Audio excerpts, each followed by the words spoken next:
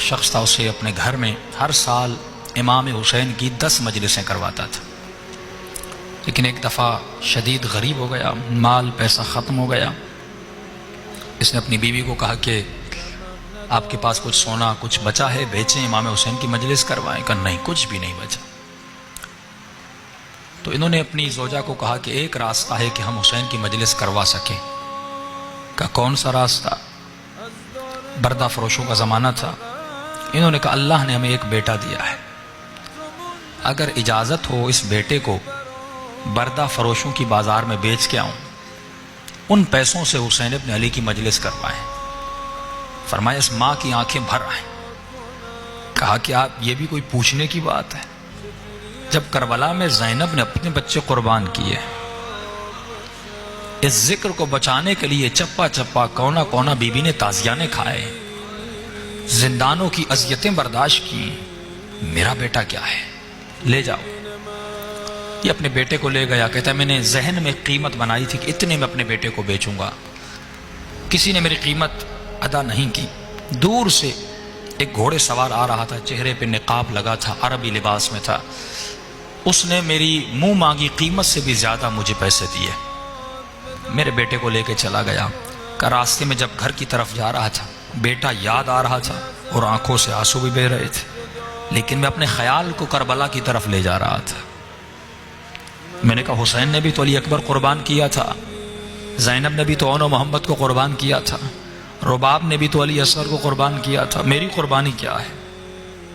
میرے بیٹے کے بدن پہ زخم تو نہیں لگیں گے، جیے گا، زندگی کرے گا، لیکن ماں باپ سے دور رہے گا۔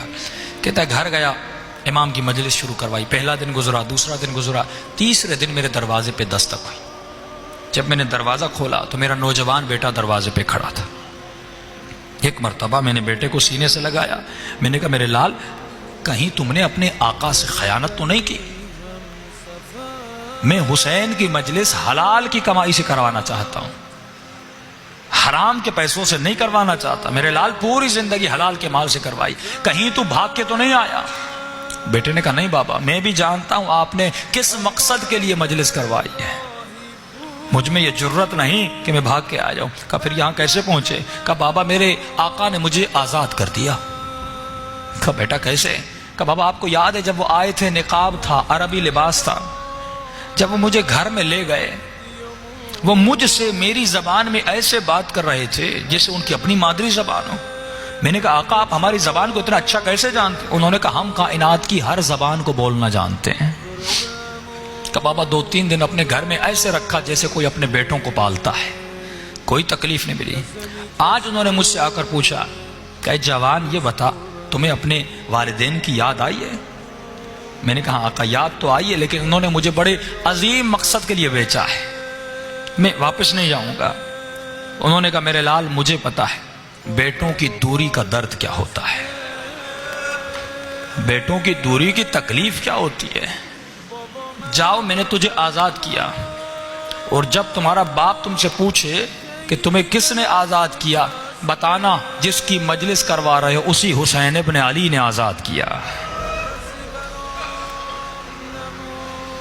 آج کہیں مولا آپ ہمیں بھی خریدیں، ہم بھی آپ کی غلامی کرنا چاہتے ہیں۔ جو خود کو حسین کی دربار میں بیچ دے، غلامی حسین میں چلا جائے۔ اور یہ مجلسیں غلام بننے کے لیے بنائی گئی کہ ایسا کردار بنائیں جیسا آقا حسین